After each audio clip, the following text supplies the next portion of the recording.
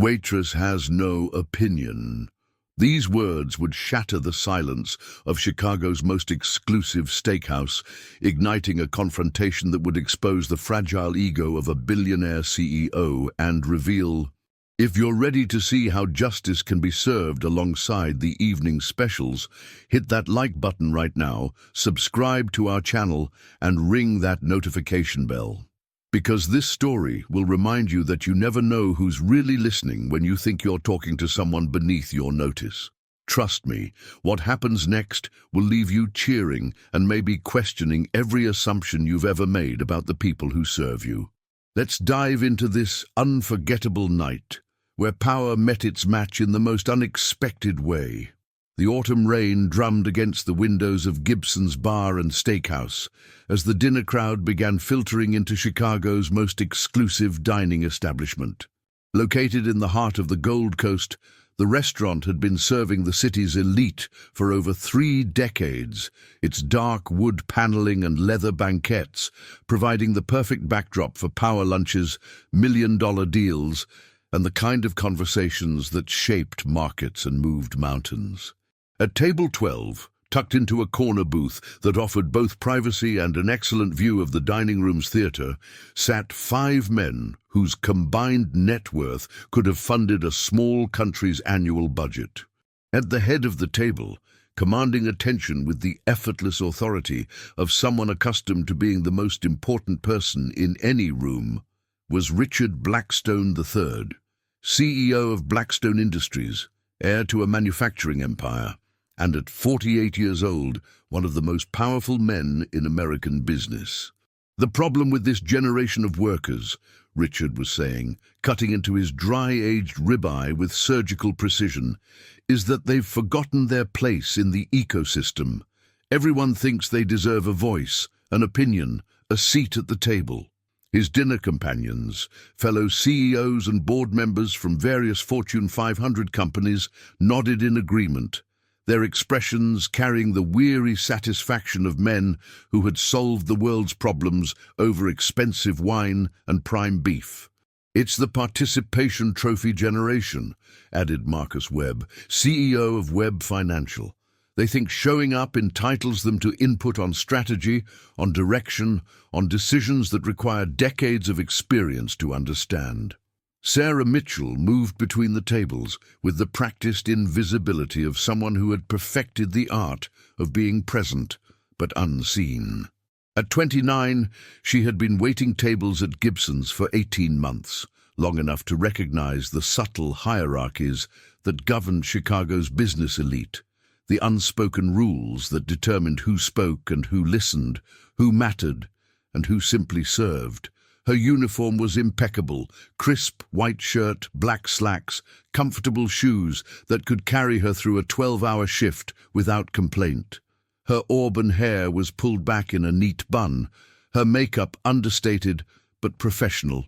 Nothing about her appearance suggested that she had graduated summa cum laude from Northwestern Law School, or that she had once been on partner track at one of Chicago's most prestigious law firms.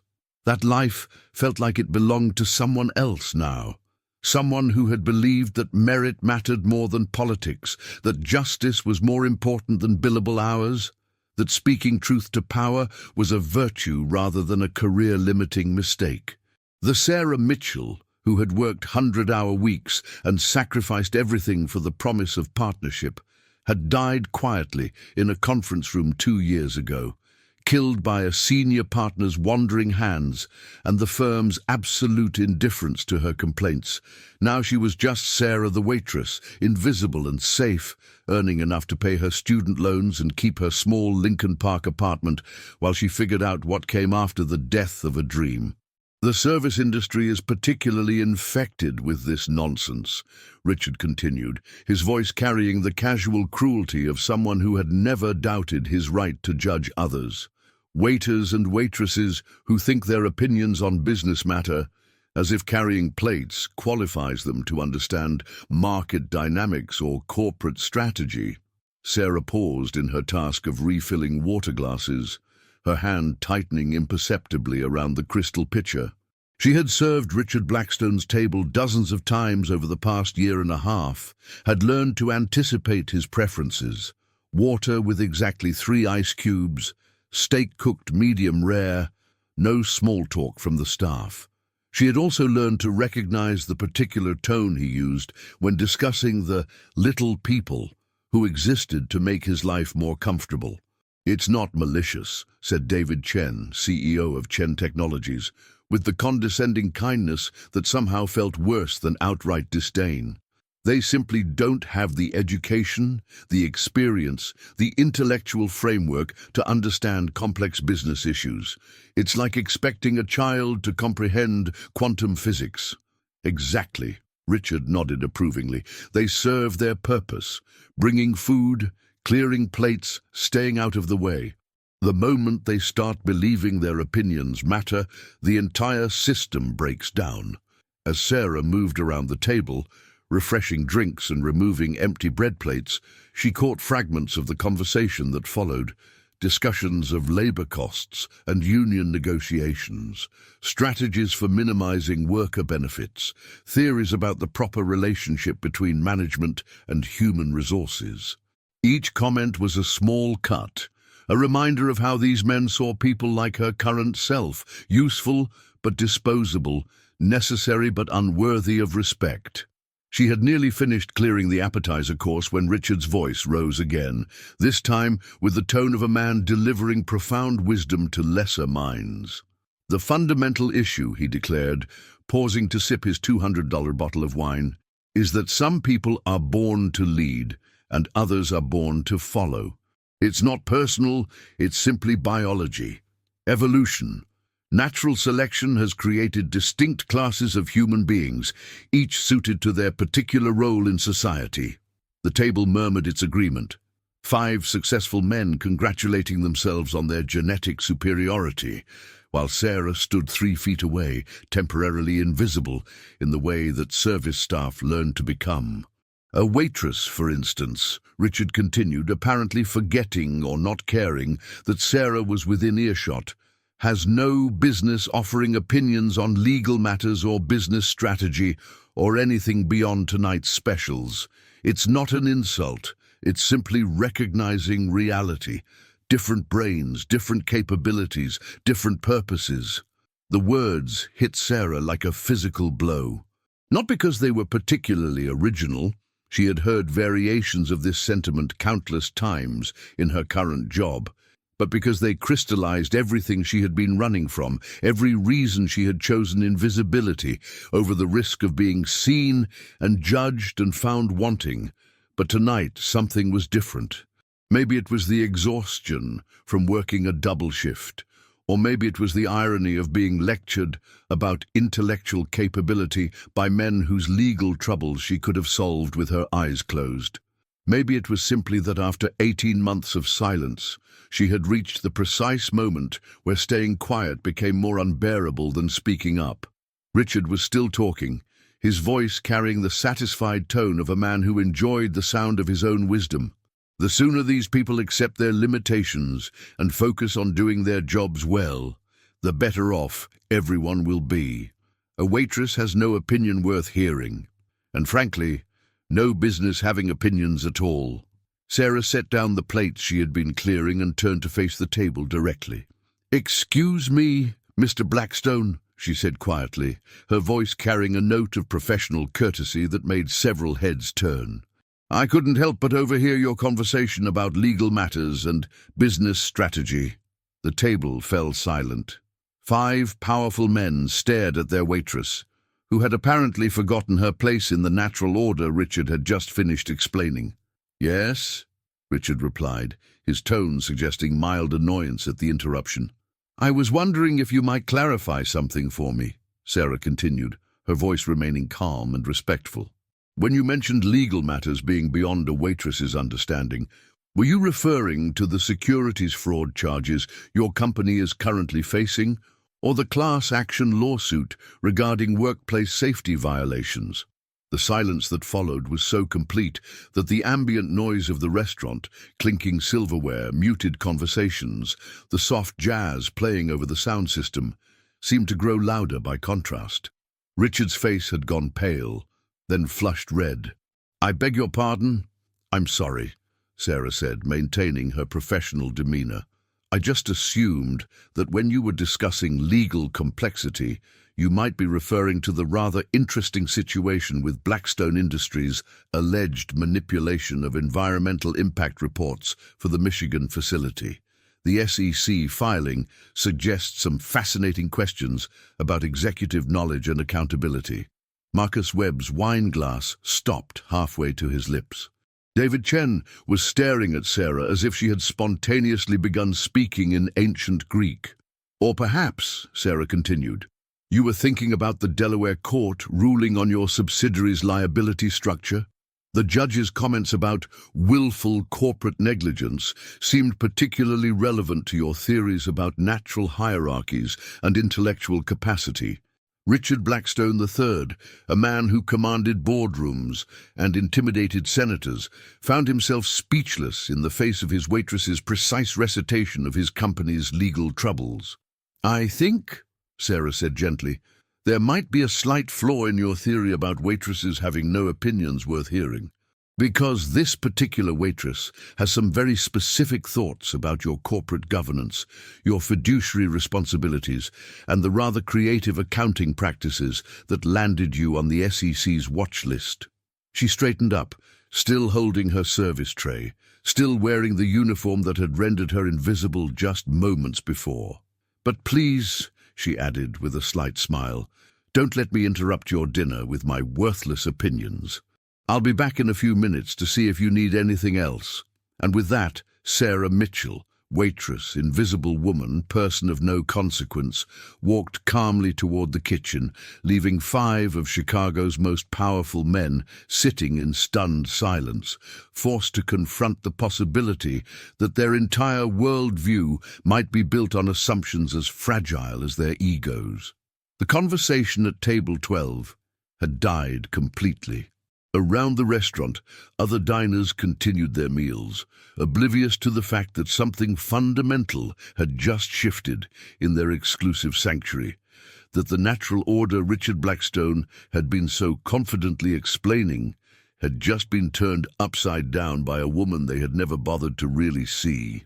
In the kitchen, Sarah leaned against the stainless steel prep counter, her hands shaking slightly as the adrenaline of the moment began to wear off. For the first time in 18 months, she had used her real voice instead of her service voice, had allowed herself to remember that she was more than the sum of her current circumstances. If this incredible moment of quiet revolution has your heart racing like mine, if you're amazed by Sarah's courage and legal expertise hidden behind a waitress's uniform, then show your support by hitting that like button and subscribing to our channel. Because what happens next, when these powerful men realize they've been schooled by someone they thought was beneath their notice, will absolutely blow your mind. Trust me, this story is just getting started. The kitchen of Gibson's Bar and Steakhouse was a symphony of controlled chaos, the sizzle of steaks hitting hot grills, the rhythmic chopping of prep cooks, the ballet of servers weaving between stations with loaded trays. But tonight, the usual harmony was disrupted by an undercurrent of tension that had nothing to do with the dinner rush. Word traveled fast in restaurants, especially when it involved the private dining section and very important people looking very uncomfortable. Miguel Santos, the head chef who had worked his way up from dishwasher to kitchen commander over 15 years, found Sarah standing by the coffee station, staring into her cup as if it contained the answers to life's most pressing questions. "Chica," he said quietly, his voice carrying the protective concern of someone who had seen too many good servers get fired for offending the wrong customer. "What happened out there? Table 12 is asking for the manager, and they look like someone just told them their stock portfolios crashed." Sarah looked up, meeting Miguel's worried gaze. "I may have clarified some misconceptions they had about waitresses and our intellectual capacity." "Clarified how?" Miguel asked, though his expression suggested he already suspected the answer wouldn't be simple. Before Sarah could respond, the kitchen doors burst open with unusual force. James Morrison, Gibson's general manager, strode in with the purposeful gait of a man dealing with a crisis that threatened to upset his carefully maintained balance between staff welfare and customer satisfaction. James had been managing high-end restaurants for 20 years, had handled drunk celebrities, entitled politicians, and demanding oligarchs with equal diplomatic skill. But the expression on his face suggested that tonight's situation was testing the limits of his considerable experience. "Sarah," he said, his voice tight with barely controlled stress, "Mr. Blackstone is requesting to speak with you. Immediately. Along with ownership." The kitchen fell quiet, 20 pairs of eyes turning toward Sarah with expressions ranging from curiosity to sympathy to barely concealed admiration. Everyone knew Richard Blackstone. He was the kind of customer who could make or break a restaurant with a single phone call, whose displeasure could result in mysterious health department visits and suddenly unavailable prime cuts of meat. "What did you say to him?" James continued, his tone carefully neutral. "I corrected some errors in his understanding of legal matters," Sarah replied simply. Miguel's eyebrows shot up. "Legal matters? Mr.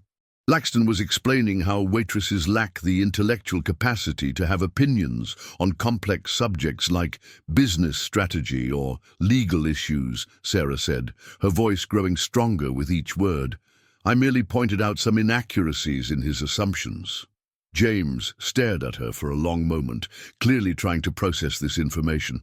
"Sarah, please tell me you didn't lecture Richard Blackstone about law." "I wouldn't call it a lecture, more of a professional consultation." "The professional consultation?" James's voice had risen to near falsetto levels. "Sarah, you're a waitress. He's a billionaire CEO. What could you possibly know about corporate securities law, environmental compliance, fiduciary responsibility, and the Delaware court system?" Sarah interrupted calmly, among other things. The kitchen had gone completely silent. Even the sizzling of the grill seemed muted as everyone strained to hear this impossible conversation. "I'm sorry, what?" James said weakly. Sarah took a deep breath, realizing that her 18 months of careful invisibility were about to end, whether she was ready or not. "I'm a lawyer, James. Was a lawyer. Northwestern Law School, summa cum laude. I worked at Hartley, Morrison and Associates for 3 years before—" She paused, the familiar pain of that memory still sharp enough to catch her breath. "Before I decided the legal profession wasn't for me." The silence stretched on, broken only by the distant sound of the dining room and the slow drip of a leaky faucet. Miguel was staring at her as if seeing her for the first time. The prep cooks had stopped their cutting. Even the dishwashers had paused in their endless battle against dirty plates. "You're a lawyer," James repeated slowly, as if testing the words. "Corporate law, specifically. Mergers and acquisitions, securities compliance, executive liability." Sarah straightened her shoulders, feeling something she hadn't experienced in almost 2 years, professional pride. "Richard Blackstone's company has been in and out of legal trouble for the past 18 months. SEC investigations, environmental violations, workplace safety lawsuits. I've been following the cases because—" She paused. "Because old habits die hard." "Dios mío," Miguel whispered. "You've been serving tables when you could be making 6 figures in a law firm." 7 figures, actually, if I'd made partner," Sarah corrected absently. "But partnership requires certain compromises I wasn't willing to make." Before anyone could ask for clarification, the kitchen doors swung open again. This time it was Tom Gibson himself, the restaurant's owner, a man whose family had built their reputation on discretion, excellence, and the ability to cater to Chicago's most powerful players without ever making waves. Tom Gibson was 62 years old, silver-haired, and possessed the kind of quiet authority that came from decades of handling delicate situations. But tonight his usual composure was showing cracks. "Sarah," he said, his voice carrying the weight of a man trying to prevent a disaster, "I need you to explain to me what happened at table 12. And I need you to do it quickly, because Richard Blackstone is threatening to have this restaurant shut down if I don't fire you immediately." Sarah looked around the kitchen at the faces of her co-workers, people who had become her unlikely family over the past 18 months. Miguel, who always saved her the best shifts. Carmen, the hostess who covered for her when she was running late. David, the young server who was working his way through community college and looked up to her for reasons she had never fully understood. These people didn't know her story, didn't know who she used to be, or why she had ended up here. But they had accepted her, protected her, given her a place to hide, while she figured out how to rebuild a life from the ashes of everything she had thought she wanted. Now her decision to speak up had put their workplace at risk. "Tom," she said finally, "I need to tell you something about your waitress that you might find surprising." Meanwhile, in the dining room, Table 12 was experiencing its own crisis of understanding. The 5 men, who had been so confident in their theories about natural hierarchies and intellectual capacity, were now sitting in uncomfortable silence, each privately reviewing the conversation that had just demolished their worldview. Richard Blackstone was on his phone, speaking in the clipped tones of a man accustomed to solving problems through the application of money and influence. "I don't care what it costs," he was saying to his head of security. "I want a complete background check on every employee at this restaurant. Specifically, I want to know everything about a waitress named Sarah. Everything." Marcus Webb was Googling frantically on his phone, trying to verify the legal issues Sarah had mentioned with such disturbing accuracy. David Chen was reviewing his own company's recent SEC filings, suddenly paranoid that his own legal troubles might be public knowledge. "She knew about the Delaware ruling," Richard said after ending his call, his voice carrying a note of disbelief. "The judge's comments about willful negligence. That ruling was sealed pending appeal. How could a waitress possibly know those details?" "Maybe she read it in the financial press," suggested Tom Bradley, the pharmaceutical CEO, who had remained largely quiet during dinner. "The financial press doesn't have access to sealed court documents," Marcus pointed out grimly. "Someone with serious legal connections would have had to provide those details." "You think she's some kind of corporate spy?" David asked, his paranoia evident in his voice. "I think," Richard said slowly, "that our waitress is not what she appears to be."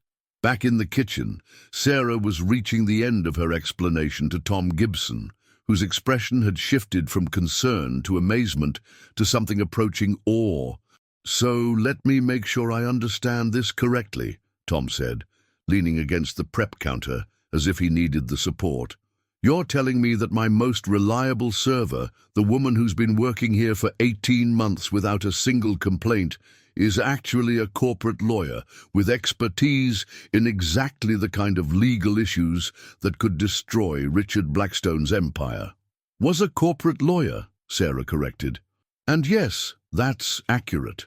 And tonight, when he was lecturing the table about how waitresses don't have opinions worth hearing, you decided to—" "What? Prove him wrong?" "I decided I was tired of being invisible," Sarah said simply. "Tired of pretending that I don't know things I know, that I don't understand things I understand. Tired of letting people like Richard Blackstone believe their own mythology about who deserves respect and who doesn't." Tom was quiet for a long moment, clearly processing this information and its implications for his business. "Sarah," he said finally, "I've got to ask. If you're really a lawyer with your qualifications, why are you here? Why are you waiting tables instead of practicing law?" The question Sarah had been dreading, the one that would require her to revisit the worst period of her life, to explain why someone with every advantage had ended up serving dinner to the same kinds of men who had destroyed her faith in justice. "Because," she said quietly, "I learned that being right isn't always enough to win. And sometimes the system you've devoted your life to protecting will sacrifice you to protect itself." Before Tom could ask for clarification, James Morrison burst through the kitchen doors again, his face flushed with exertion and stress. "They want to see her," he announced breathlessly. "All of them. Richard Blackstone, the other CEOs, they're requesting a private meeting with Sarah. Now." Tom looked at Sarah, his expression unreadable. "It's your choice. I can't make you face them, and I won't fire you regardless of what Blackstone threatens, but if you're willing to meet with them." Sarah looked around the kitchen one more time, at the faces of people who had given her sanctuary when she needed it most. Then she untied her apron, smoothed her hair, and straightened her shoulders with the bearing of someone remembering what it felt like to walk into a room as an equal rather than a servant. "Let's go see what the billionaires want to discuss," she said. "This should be interesting." As they walked toward the private dining room, Sarah felt something she hadn't experienced since that terrible day in the law firm's conference room. The electric anticipation of a legal mind preparing for battle. Whatever Richard Blackstone wanted to discuss, she was ready. The private dining room at Gibson's had been transformed from a sanctuary of power into an arena of tension. The 5 CEOs sat around the mahogany table like generals planning a campaign, their half-finished meals pushed aside, wine glasses refilled as liquid courage for whatever confrontation was about to unfold. Richard Blackstone occupied his position at the head of the table with the rigid posture of a man whose fundamental beliefs about the world had just been challenged. His phone lay beside his plate, its screen still glowing with the results of the background check he had ordered, results that had only deepened his confusion and wounded pride. Tom Gibson entered first, followed by James Morrison, and finally Sarah Mitchell, who walked into the room with a composure that seemed impossible for someone who had been clearing plates just an hour earlier. She had removed her apron and let her hair down, and something in her posture had shifted, subtle but unmistakable, the transformation from service to professional bearing. "Gentlemen," Tom said, his voice carrying the diplomatic tone of a man trying to navigate dangerous waters, "I believe you requested to speak with Sarah." Richard studied Sarah's face, as if seeing it for the first time, searching for clues he had somehow missed during the dozens of times she had served his table over the past 18 months. "Please, sit down," he said, gesturing to an empty chair. His tone was different now, still commanding but edged with uncertainty. Sarah remained standing. "Thank you, but I'm comfortable where I am." "You wanted to speak with me?" The power dynamic in the room had shifted in ways that none of the men could quite articulate. Moments ago, Sarah had been their waitress, subject to their demands and dependent on their satisfaction for her livelihood. Now, despite wearing the same uniform and standing in the same room, she somehow commanded attention rather than deferring to it. "We've been investigating your background," Marcus Webb said carefully. "The information you shared about Mr. Blackstone's legal situation was remarkably detailed, suspiciously detailed." "Suspiciously accurate, you mean?" Sarah replied calmly. Richard leaned forward, his eyes narrowing. "Who are you working for? Which firm sent you here to gather intelligence on my company?" The question hung in the air, like an accusation, and Sarah felt a familiar emotion stirring, the cool, analytical pleasure of a legal mind recognizing a weak position poorly defended. "No one sent me anywhere, Mr. Blackstone. I'm here because I need to pay my student loans and rent, same as any other service worker trying to make ends meet in an expensive city." "That's impossible," David Chen interjected.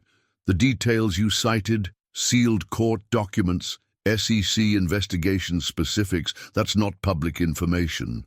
"Actually," Sarah said, settling into the rhythm of legal argument that felt as natural as breathing, "most of what I mentioned is public record if you know where to look.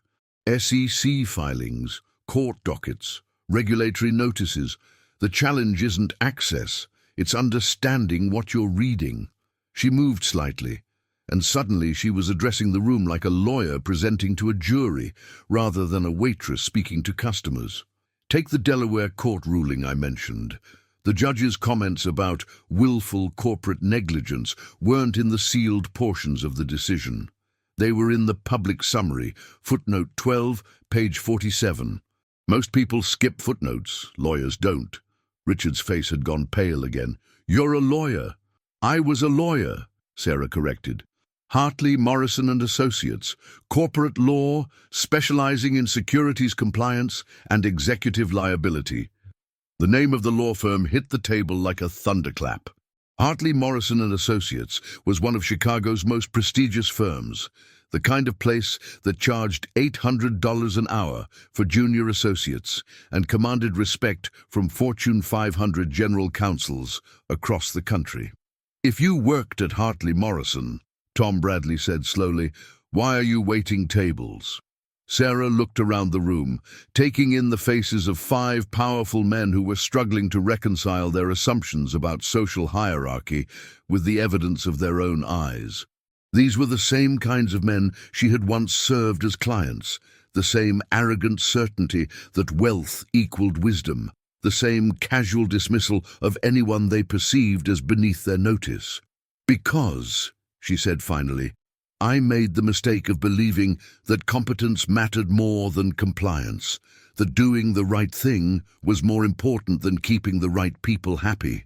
She paused, choosing her words carefully. The story she was about to tell had never been spoken aloud, not to friends or family or therapists. It had lived inside her like a poison for almost 2 years, the reason she had retreated into invisibility rather than fighting to reclaim her place in the legal world. 2 years ago, I was representing a client in a securities fraud case, major corporation, hundreds of millions of dollars at stake, thousands of jobs hanging in the balance. During discovery, I found evidence that proved my client was guilty of exactly what they were being accused of, evidence they had specifically instructed me not to look for. The room was completely silent, the weight of professional confession settling over the table like a shroud. My supervising partner told me to bury the evidence, claimed it was protected by attorney-client privilege, that revealing it would destroy not just our client, but dozens of innocent employees. When I refused, when I insisted we had an ethical obligation to disclose, he made it clear that my choice was between my career and my conscience. Richard leaned back in his chair, recognition dawning in his eyes. The Meridian Industries case. You're talking about the Meridian Industries case. Sarah nodded. You know it? Every CEO in America knows it. The company collapsed overnight when their fraud was exposed. 20,000 jobs lost, pension funds wiped out. The attorney who blew the whistle destroyed an entire corporation to satisfy their own sense of moral superiority. The attorney who blew the whistle, Sarah said quietly, prevented hundreds of thousands of investors from losing their retirement savings when the fraud inevitably came to light. But you're right about one thing. I was that attorney. The revelation hit the table with the force of a lightning strike. Marcus Webb's wineglass stopped halfway to his lips. David Chen was staring at Sarah as if she had suddenly grown a second head. You're Sarah Mitchell, Richard said slowly, the whistleblower who destroyed Meridian Industries. I'm Sarah Mitchell, the attorney who upheld her oath to the court and her duty to the public, yes. Though I understand the legal and business communities prefer your version of events.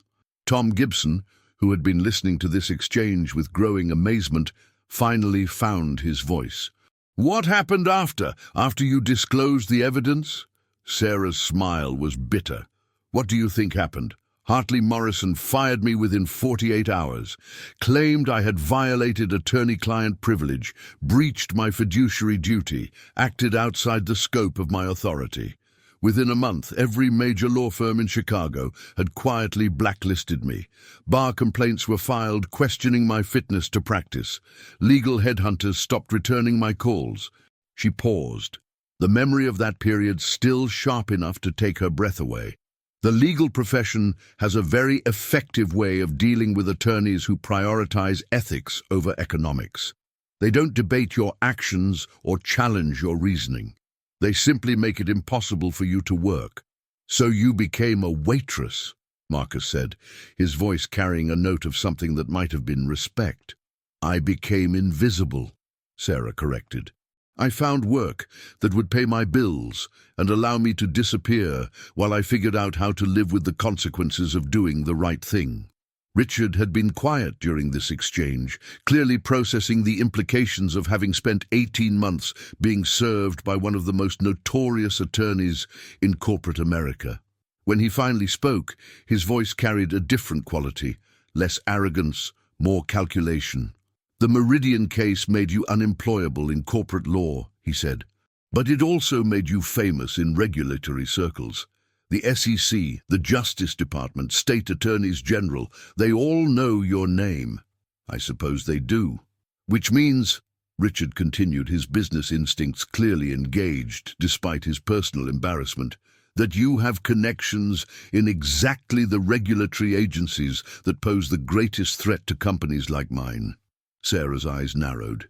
If you're about to offer me money to use those connections on your behalf, Mr. Blackstone, I should warn you that I've already proven I'm spectacularly bad at prioritizing my own financial interests over ethical considerations. Actually, Richard said, leaning forward with the focused intensity of a predator recognizing opportunity, I was thinking about something else entirely, something that might benefit both of us. Tom Gibson, who had been following this conversation with the fascination of someone watching a high-stakes poker game, cleared his throat. Perhaps I should leave you to discuss this privately. No, Sarah said firmly. Whatever Mr. Blackstone wants to propose, he can say it in front of witnesses. I've learned to be careful about private conversations with powerful men who have something to gain from my cooperation. The comment landed like a slap, and Richard had the grace to look embarrassed. Around the table, the other CEOs shifted uncomfortably, perhaps remembering their own private conversations with young female associates and wondering what those women might have to say about their experiences. Fair point, Richard said after a moment. Here's what I'm thinking. My company needs someone who understands regulatory compliance from the inside, someone who can navigate the SEC and Justice Department, someone who has credibility with the agencies that are investigating us. You want to hire me as your attorney? I want to hire you as my chief compliance officer, Richard said. Full executive position, 7-figure salary, stock options, complete authority over all regulatory matters. Your job would be to clean up the mess my company has made and make sure we never face these kinds of problems again. The offer hung in the air like a challenge. Around the table, 4 other CEOs were listening with the intense focus of men calculating whether they might need similar services for their own companies. Sarah was quiet for a long moment, clearly weighing the proposal and its implications. Let me make sure I understand this correctly, she said finally. You're offering me a position fixing the same kinds of problems that got me blacklisted from the legal profession in the first place. You want me to use my regulatory connections to help your company avoid the consequences of its own misconduct. I want you to use your expertise to help my company comply with the law going forward, Richard corrected. I want someone with unquestioned ethical credentials to oversee our regulatory responsibilities. Someone whose reputation for ethical behavior would provide cover for your continued questionable practices. Someone whose reputation for ethical behavior would ensure that we don't engage in questionable practices, Richard countered smoothly. Sarah studied his face, reading the calculation behind his offer. This wasn't about redemption or ethical transformation. It was about finding a more sophisticated way to manage legal risk, using her reputation as a shield while continuing business as usual. It's an interesting proposal, Mr. Blackstone, she said finally, but I have a counteroffer. Richard's eyebrows rose. I'm listening. I keep my job as a waitress, Sarah said calmly. I continue serving your table when you come here for dinner, and you never again make the mistake of assuming that the people who serve you are less intelligent, less capable or less worthy of respect than you are." The silence that followed was profound. Richard stared at her as if she had lost her mind, while the other men around the table tried to process the fact that someone had just turned down a seven-figure job offer to continue waiting tables. "You're refusing my offer," Richard said slowly. "I'm rejecting your attempt to buy my reputation, to protect your company from the consequences of its own actions," Sarah clarified. "But I'm accepting the much more valuable lesson you've taught me tonight." "Which is?" Sarah smiled, and for the first time all evening it reached her eyes, "that I don't have to choose between being visible and being safe. That speaking truth to power doesn't require risking everything I've built, and that sometimes the most powerful thing you can do is simply refuse to pretend you're less than you are." She straightened her shoulders, transforming once again from attorney back to waitress, but somehow carrying both roles with equal dignity. "Now," she said, moving toward the door, "can I get any of you gentlemen some coffee? Or perhaps you'd like to hear tonight's dessert specials?" As Sarah left the room, 5 of Chicago's most powerful men sat in stunned silence, forced to confront the uncomfortable possibility that they had just been outmaneuvered by their waitress, and that she had been right about everything. The news traveled through Chicago's business community like wildfire. Within 48 hours, the story of the waitress who had schooled Richard Blackstone and turned down a 7-figure job offer to continue serving tables was being whispered in boardrooms, texted between executives, and debated over expense account lunches across the city.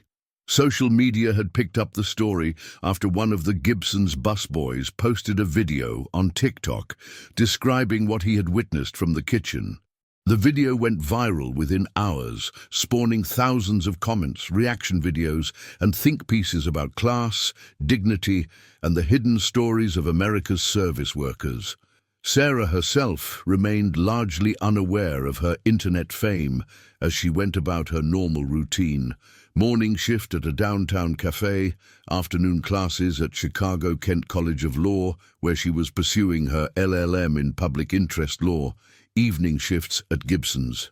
She had enrolled in the program 6 months earlier, quietly working toward a specialization that would allow her to represent the kinds of people she had once served as a waitress rather than the corporations she had once served as an attorney.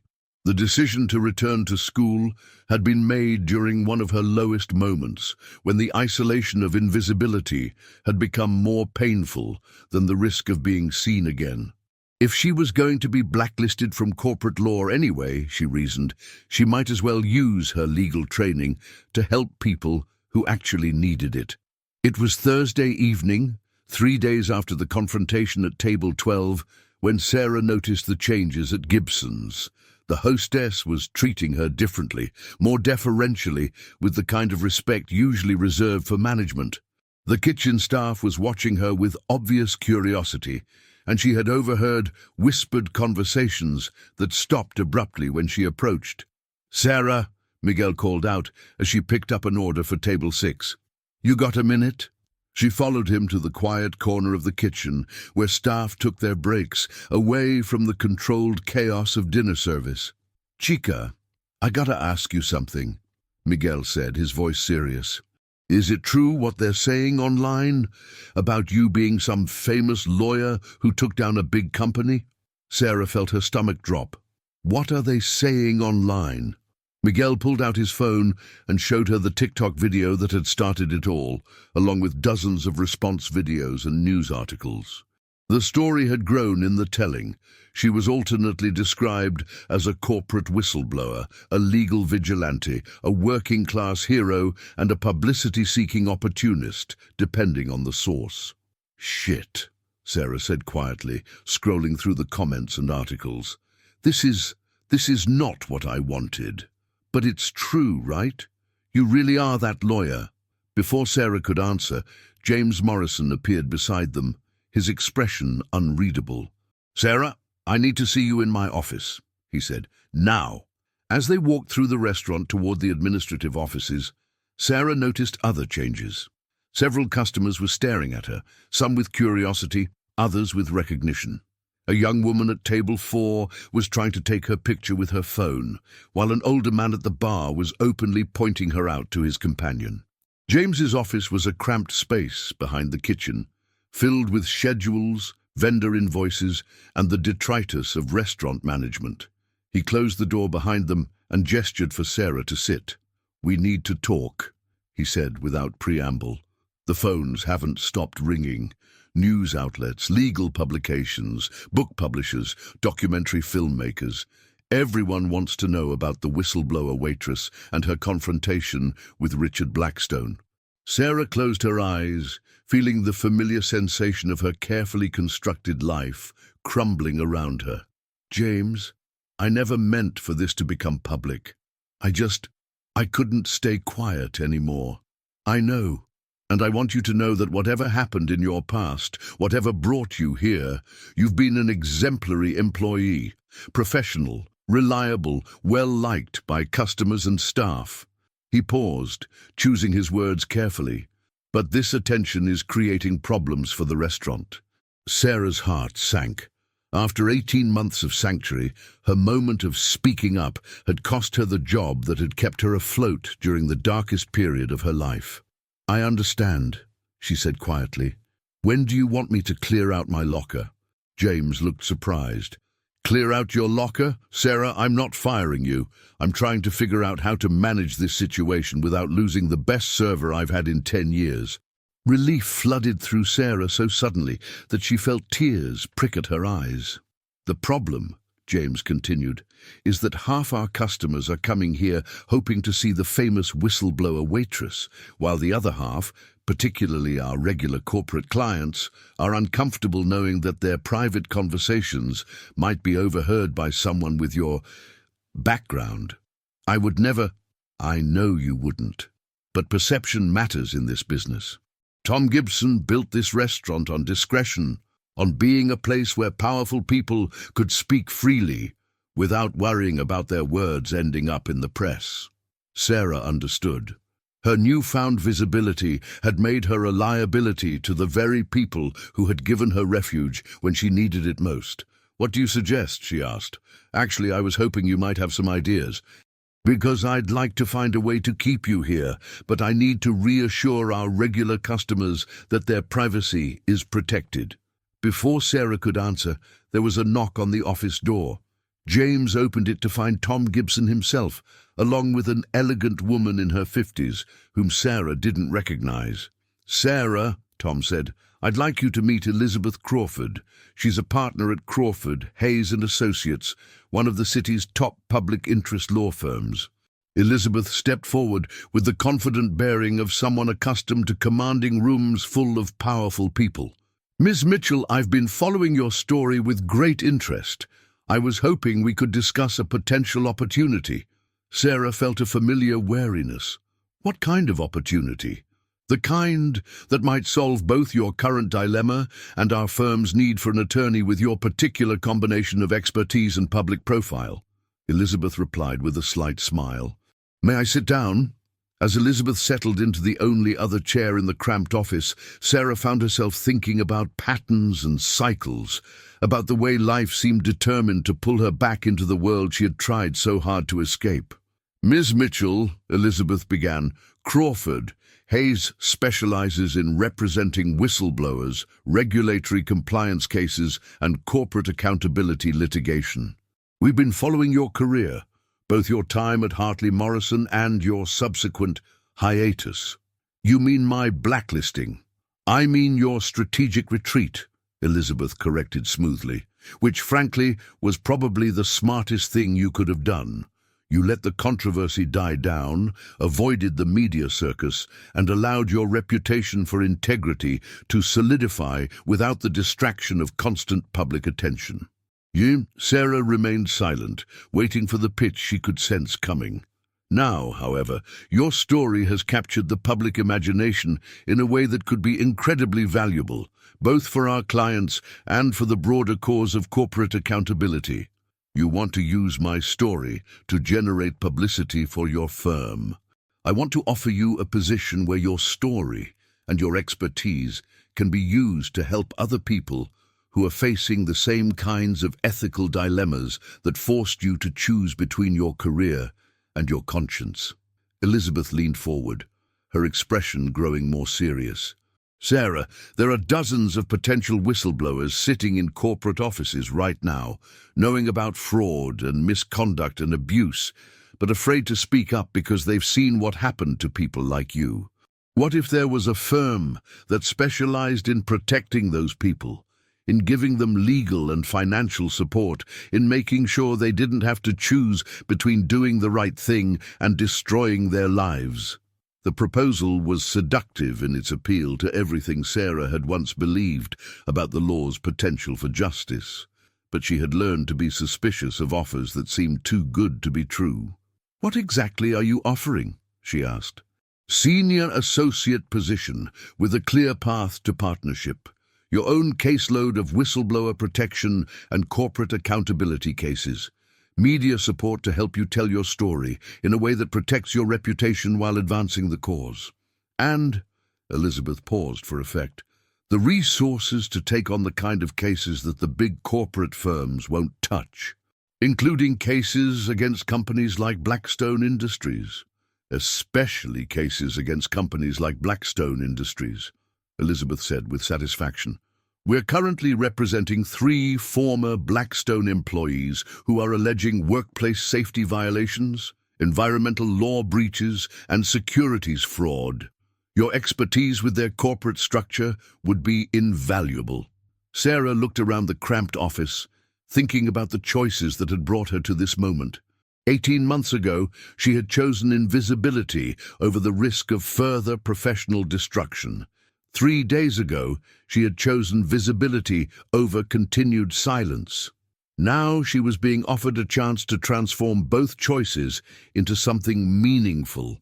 "I need time to think about it," she said finally. "Of course, but Sarah, I hope you'll consider the broader implications of your decision. Right now, you're a symbol, proof that speaking truth to power doesn't have to mean career suicide, that there are people and institutions willing to support ethical behavior even when it's costly." After Elizabeth left, Sarah remained in James's office, staring at the business card the attorney had given her, Crawford, Hayes and Associates. A firm she had heard of but never considered, partly because public interest law had seemed like a luxury she couldn't afford when she was drowning in student loan debt. "What are you thinking?" James asked gently. "I'm thinking about something Richard Blackstone said the other night," Sarah replied, "about how some people are born to lead and others are born to follow, about natural hierarchies and the proper order of things. And I'm wondering if maybe he was right, just not in the way he thought." Sarah stood up, suddenly energized by a clarity she hadn't felt in months. "Maybe I was born to be visible, to use my voice, to challenge the systems that protect powerful people at the expense of everyone else." She looked at James, this man who had given her sanctuary when she needed it most. "I think I'm going to take the job, but I want to keep working here too, at least part-time. This place, you people, you saved my life when I couldn't save myself. I won't forget that. You sure? Law firm partner track versus waiting tables? That's not exactly a difficult choice." Sarah smiled, thinking about dignity and respect, about being seen and being valued, about the difference between a career and a calling. "Actually," she said, "after everything that's happened this week, I think it might be the easiest choice I've ever made." As she left James's office and returned to her tables, Sarah felt something she hadn't experienced since that terrible day at Hartley Morrison, the electric anticipation of a legal mind preparing for battle, but this time in service of something worth fighting for. The revolution wouldn't be televised, she thought with a smile. It would be served one table at a time, one confrontation at a time, one moment of refusing to be invisible at a time. And sometimes, if you were very lucky, it would echo through marble halls and mahogany-paneled boardrooms, reminding powerful people that the most dangerous person in the room might be the one everyone assumes has nothing to lose. 6 months later, Sarah Mitchell stood in the marble lobby of the federal courthouse in downtown Chicago, adjusting her suit jacket and checking her watch. At 9 a.m. sharp, she would be presenting oral arguments in Morrison v. Blackstone Industries, a case that had grown from 3 whistleblower complaints into a class action lawsuit representing over 200 former and current Blackstone employees. The transformation in her life had been so complete that sometimes she felt like she was living someone else's story. Senior associate at Crawford, Hayes and Associates, her name on briefs that made front-page news, her legal arguments cited in congressional hearings on corporate accountability. The invisible waitress had become one of the most visible attorneys in corporate whistleblower law, but she still worked Tuesday and Thursday nights at Gibson's Bar and Steakhouse. "You ready for this?" asked Jessica Chen, a junior associate who had been working on the Blackstone case for months. The defense team has 12 attorneys and enough legal firepower to level a small city. "I've been ready for this for 6 months, Sarah replied, thinking about the hundreds of hours of preparation, the dozens of depositions, the careful construction of a case that would finally hold Richard Blackstone accountable for the culture of misconduct that permeated his company. As they walked toward the courtroom, Sarah caught sight of a familiar figure near the security checkpoint. Marcus Webb, the CEO who had been at dinner that night 6 months ago, was speaking quietly with his own legal team. He noticed Sarah and offered a nod that might have been respect or resignation. It was hard to tell. The courtroom was packed. Representatives from dozens of corporations sat in the gallery, watching carefully to see how the case would unfold and what precedent it might set for future whistleblower protections. Financial reporters filled the press section, their notebooks ready to capture every development in what had become the most closely watched corporate accountability case of the year. At the defense table, Richard Blackstone sat surrounded by his legal team, his expression carefully neutral. He looked older than Sarah remembered from that night at Gibson's, the stress of 6 months of litigation and negative publicity evident in the new lines around his eyes. Judge Patricia Morrison called the court to order, and Sarah rose to make her opening statement. As she looked out at the packed courtroom, she felt the same electric anticipation she had experienced that night when she had decided to speak up, to use her voice instead of hiding behind invisibility. "Your Honor," she began, her voice carrying clearly through the courtroom's sound system, "this case is about more than corporate misconduct or securities fraud. It's about whether we live in a society where speaking truth to power is protected, or whether powerful people can destroy the lives of anyone who dares to challenge their actions." Over the next hour, Sarah laid out the case against Blackstone Industries with the precision of a surgeon and the passion of a true believer. She presented evidence of environmental violations, workplace safety failures, and securities fraud. She introduced testimony from dozens of employees who had tried to report problems internally only to face retaliation, termination, and professional blacklisting. "The defense will argue that these employees were simply disgruntled former workers seeking financial gain," Sarah said as she moved toward her conclusion. "But the evidence shows something far more troubling. A systematic pattern of silencing anyone who threatened to expose the truth about this company's operations." She paused, looking directly at Richard Blackstone before continuing. "Mr. Blackstone has spent his career believing that some people matter and others don't, that some voices deserve to be heard while others should remain silent.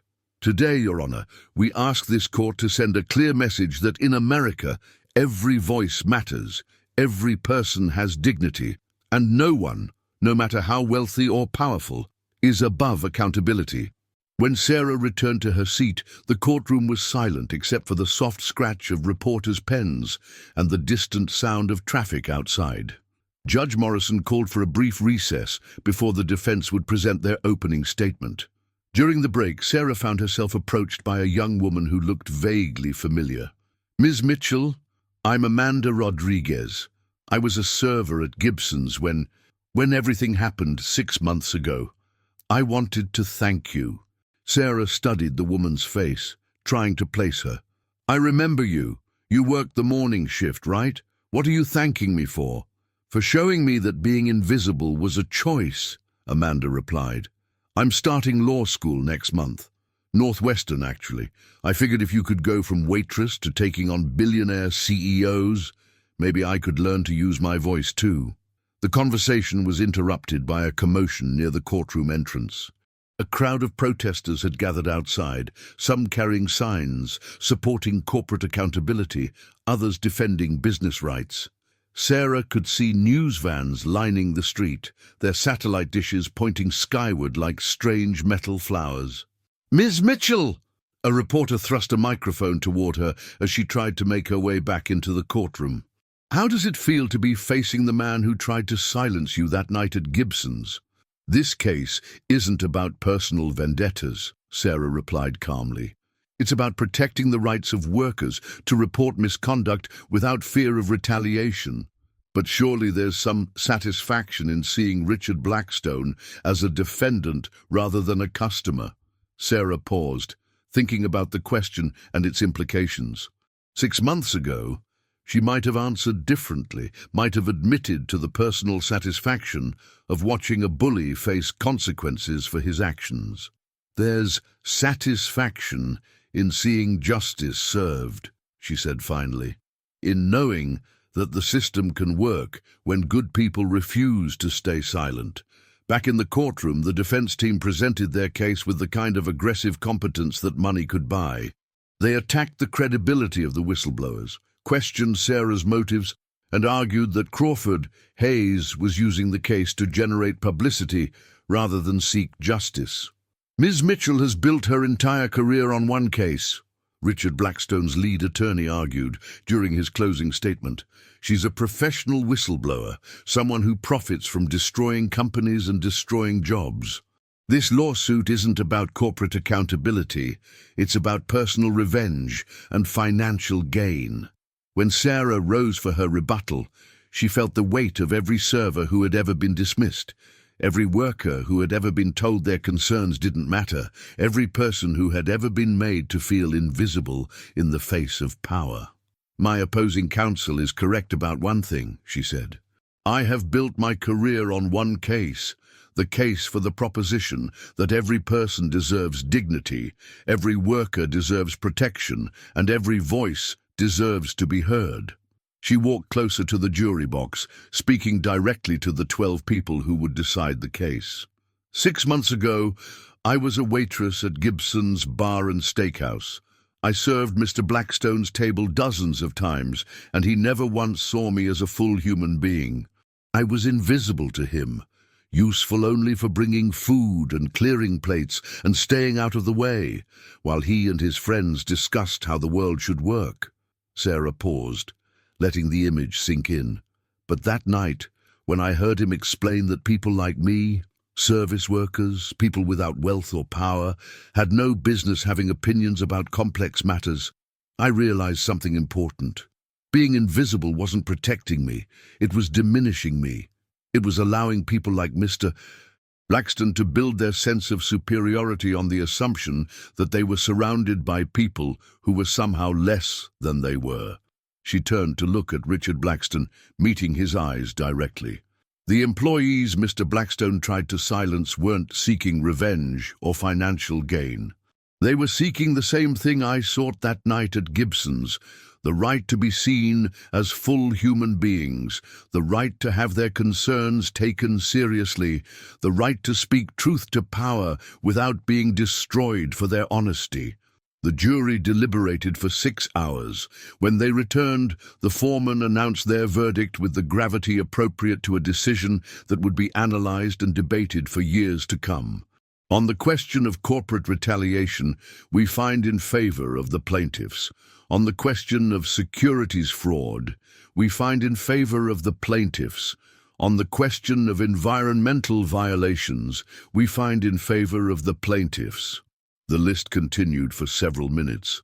a systematic vindication of every argument Sarah had made, every piece of evidence she had presented, every witness she had called to testify about the culture of silence and intimidation at Blackstone Industries. The financial judgment was substantial, 127 million in damages, plus additional penalties and required reforms to the company's whistleblower protection policies. But for Sarah, the real victory was simpler and more profound. As the courtroom erupted in celebration and chaos, as reporters rushed to file their stories and protesters cheered outside, Richard Blackstone III walked past Sarah's table on his way out of the courthouse. He paused for a moment, looking at the woman who had been his waitress and was now his legal nemesis. "You won," he said quietly. "We all won," Sarah replied. "Your employees won the right to report problems without fear. Future whistleblowers won additional protections. The investing public won greater transparency." She paused. "And maybe you won the chance to build a better company." That evening, Sarah returned to Gibson's Bar and Steakhouse for her regular Thursday night shift. The restaurant was busier than usual, filled with customers who had seen the news coverage and wanted to meet the famous whistleblower waitress in person. But at table 12, her regular corner booth, sat 5 familiar figures: Marcus Webb, David Chen, Tom Bradley, and 2 other executives from that night 6 months ago. They were older, more subdued, their conversation lacking the casual arrogance that had characterized their previous dinners. Sarah approached their table with the same professional courtesy she had always shown, order pad ready, water glasses filled. "Gentlemen," she said calmly, "welcome back to Gibson's. Are you ready to hear about tonight's specials?" Marcus Webb looked up at her with an expression that might have been admiration mixed with wariness. "Actually, Sarah, we were hoping you might have time to sit down and talk with us for a few minutes." "About what?" "About what we learned from watching your case against Richard," David Chen said. "About what it means for the rest of us who run companies, who employ people, who maybe need to examine our own assumptions about whose voices matter." Sarah looked around the dining room, at the servers and busboys and hostesses who made the restaurant function, at the customers who took their service for granted, at the invisible army of people whose work made other people's comfort possible. "I have a few minutes," she said, pulling up an empty chair. "But first, let me tell you about tonight's featured dessert. It's called humble pie, and I have a feeling it's going to be very popular this evening." As laughter rippled around the table, genuine laughter without the edge of cruelty that had characterized their previous conversations, Sarah realized that the revolution she had accidentally started was spreading in ways she never could have imagined. One conversation at a time, one challenged assumption at a time, one moment of seeing people as fully human at a time. And sometimes, if you were very lucky, it would echo through courtrooms and corporate boardrooms, reminding everyone that the most powerful force in the world might be the simple act of refusing to be invisible. Thank you so much for joining me on Sarah's incredible journey from invisible waitress to celebrated attorney fighting for justice. If her story of courage, dignity, and the power of speaking truth to power has inspired you as much as it inspired me, I'd be so grateful if you could show your support by hitting that like button, subscribing to our channel for more amazing stories of everyday heroes, and sharing this video with anyone who needs to be reminded that your voice matters, no matter who tries to silence it. Your engagement helps these important stories reach more people, and who knows, maybe someone watching today is ready for their own moment of refusing to stay invisible, ready to stand up and show the world who they really are. Thank you for being part of this community that believes in the power of human dignity and the importance of every single voice. I'll see you in the next inspiring story.